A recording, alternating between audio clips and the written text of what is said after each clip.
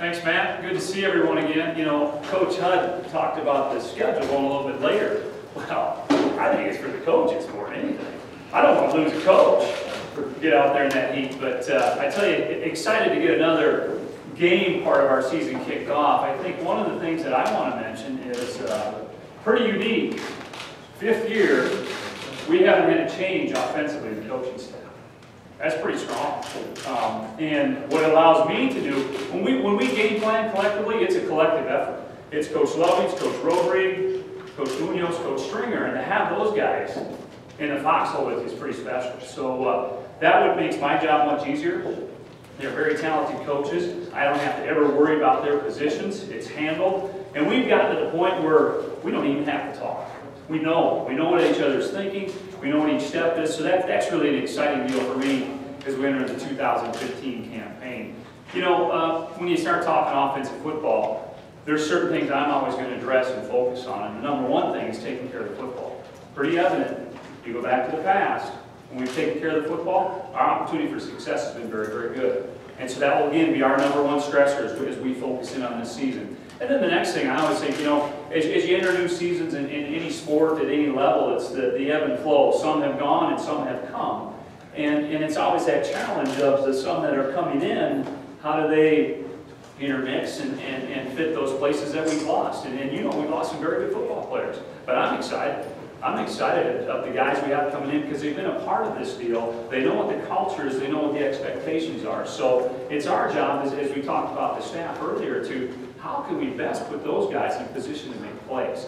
And at the end of the day, we feel that's our job. You know, identify the playmakers. And then as we go and as the season unfolds, we always try to mold what we do around those guys. And so, you know, I'm excited for it. I'm excited because we're going to be new, we're going to be different, but it's going to be an exciting new and different. So that's what we're looking forward to, and obviously we get a jump start tomorrow on that as far as getting on the field. Our guys have been going since January. This is just a continuation of what they've been doing. All the work they put in the off-season and spring ball, and so it's looking for some real positive things in the upcoming.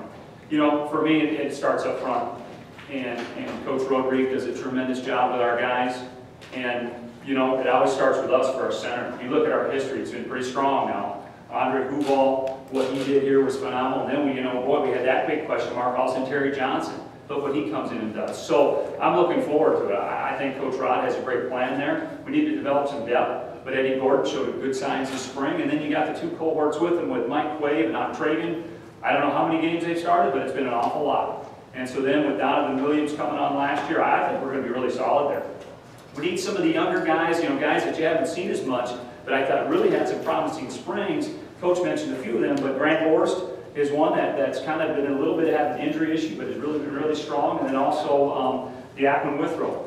Boy, good young-looking talent. So then the influx of the new guys, I'm excited for that spot. You know, running back, obviously Eli coming back, but I tell you what, we got a committee of 3 that have been in this program for a long time. Montrell Carter, Ephraim Reed, and Torrey Pierce have done exceptional things for us, and I look for them with the influx of the new guys to give us a lot of stability there, and we'll kind of see how that matches and unfolds, and I think they all have certain roles that we can address there. The MVPs of our offense, though, and I say it each and every year, are tight ends. What we ask them to do in the run, the pass, and the throw game is phenomenal. We've had some good ones here in the past. And so, you know, again, Nick Byrne, really look for him to take a step. We need Evan Tackford coming off the injury that's been cleared, ready to go. And then you got to look to some new guys, Jake Beasley, Carlos Robinson, all those guys. So excited there. Receiver corps, I really feel it's one of the deepest receiver corps we've had since we've been here.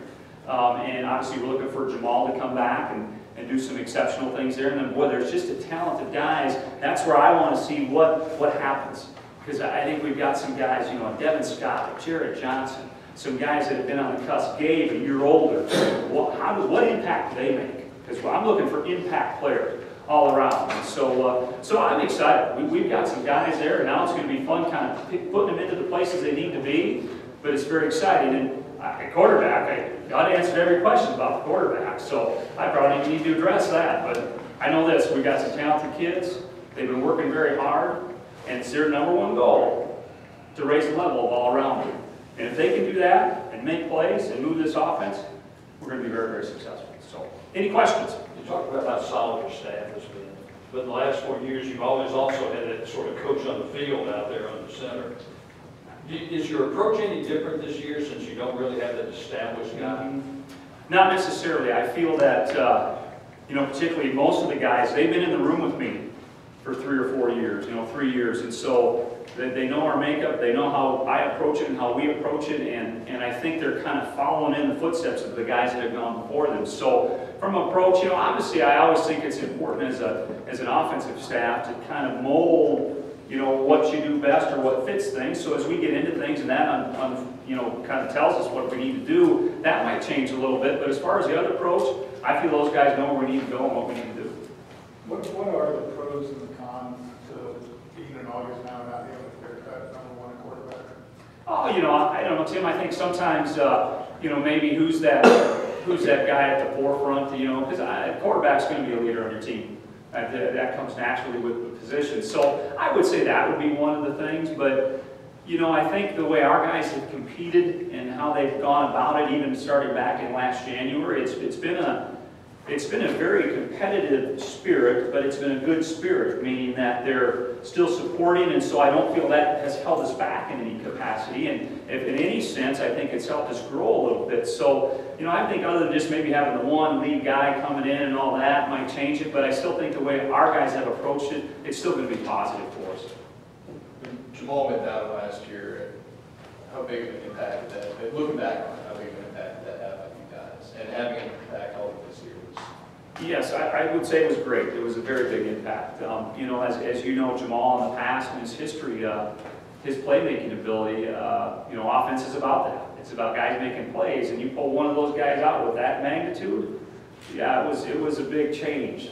So we needed to adapt a little bit, and we tried to do some things differently when that occurred, and to help us. And but to have the fact that he's opportunity to come back is going to be awesome. We need to manage him as we go through camp and take care of him. But if he can kind of pick up, as was mentioned earlier, where he left off, it's just, again, when you try to stress defenses and how you can stress them, he's a guy that can stress them, and then that creates some other situations. So we hope he can be a huge impact for us. You mentioned Fusila. What options do you have for using him in different ways? I think Gabe is a guy that he's an exceptional student of the game, understands what we're doing very, very well. We moved him all over this spring, mainly still within the receiver position, but allowing us flexibility inside, outside, and different things along that line, just to, if we become a depth situation or where can he best fit. So it just gives us the luxury to have more depth and to move some of the parts and the pieces around to hopefully help him fit the best where we can make plays. So that's how I see him helping us.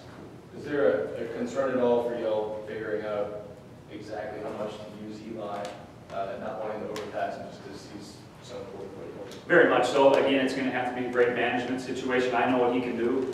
And so but you also need to be on that cusp. He needs to be sharp.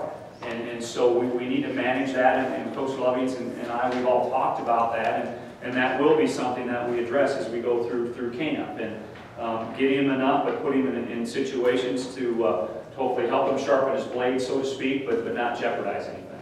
What is your best option for an Alonso type short yardage situation? And could Jalen be effective there?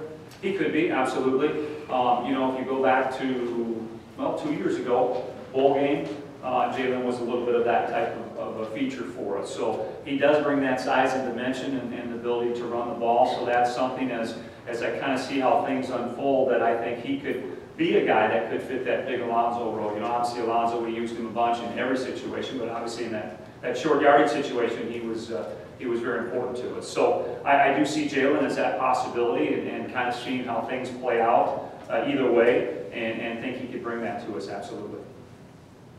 The quarterback position, is that something that if you'll decide on one person, so there still be other packages for guys you can put in a game? Yes, I think so. If we would find that multiple quarterback packages can help us be better and help us be, greater difficulty to defend, I think we'll definitely implore that. I always play in that position. I think it's hard sometimes. If you kind of get in the groove and then also boom, one comes in and one comes. So I would be, very aware of how we're going about it, because being that guy that's out there taking the snap is a little bit, and once you get in that flow and rhythm and things of that nature. So definitely things we would consider, absolutely, but I think we really try to be very precise in how we use it. We mentioned Octavian, or mentioned some of the other offensive linemen that you've had have been very good ones. He's sort of quietly been a guy that's been starting for the 2 years. You know, Octavian's been phenomenal. Well, I guess the biggest thing is he's been so good with the mental part of it. You know, starting as a young player and probably was a little bit behind physically, but now as he's matured and things have come along, he's just continued that with knowing what to do, and the way Octavian goes about his life just lends itself to success. And so that's why he's been so good for us. And again, you know, between he and Mike, those are the two that need to lead us up front this year. In the 3 quarterback race instead of the 2, how difficult for you is it kind of making sure you delegate the right amount of reps with the first, with the second, where you get a look of, you know, what you really want? Yeah, I need to be very conscious of that as we go through camp. I will be trying to track that as I go through camp, but I'm going to tell the guys today, you know, when we get a chance to see them for the first time, they get evaluated in everything they do. I might be making a decision when we're throwing routes on air. Because obviously if there's only one ball, only one guy can be in there at a time. So I will manage that, and as I go through and script things, I've already scripted all the plays for camp. I've tried to think who would be in at that time to try to see them in a particular situation. So I'm trying to put those guys in that situation that allows us to get a great evaluation. But then again, they're going to be evaluating everything they do. They're going to be evaluating how they sit in a meeting, how they address their team, how they handle things, how they handle the huddle, how they handle the players. And so that will be one big part of it, but it's really an all-encompassing evaluation. Is that maybe the tipping point for you, the outside aspect? Because it seems like a lot of it is kind of even keel. Yeah, absolutely for me, because you know, again, I'm a firm believer that in this position, their #1 goal is to get the 10 around them to play better. Because if they do, they're going to be very, very good. So how do they do that? You know, maybe they need to address an offensive lineman a little bit different than Eli or something, but there has to be something, or can they have the ability to make that play to get those guys to rally and go make plays for them? Because that, when we get that happening, then the success, I think, just continues to rise. Okay, anything else, guys? All right, great. Thank you, guys. Thank you, Coach.